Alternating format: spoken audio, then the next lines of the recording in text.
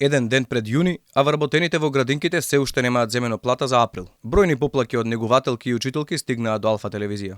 Каква е таа демократија каде за штрајк се казнува со 8.000 денари од плата и плюс се останува без плата, а одговорност имаме за толку многу деца? Негувателките и учителките кои го поддржаа штрајкот на СОНК се чувствуваат изневерени и се подготвуваат да излезат на протест пред седиштето на синдикатот. Од СОНК, кој доби ветување од владата дека секи им биде исплатено навреме, сега велат дека станува збор за бирократско доцнење. Не мислат дека вината е во владата.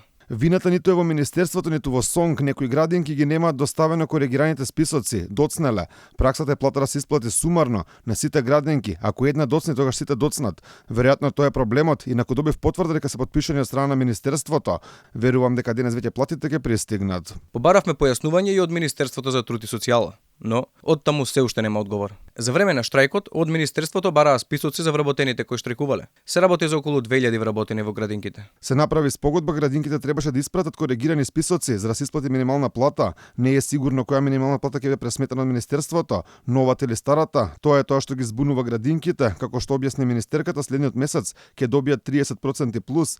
Тоа е само правниот начин за да се исплати според новиот анекс на колективниот договор. Инаку, платата на негувателките во градинките во моментов изнесува 18.821 денар, а на воспитувачките 24.900 денари.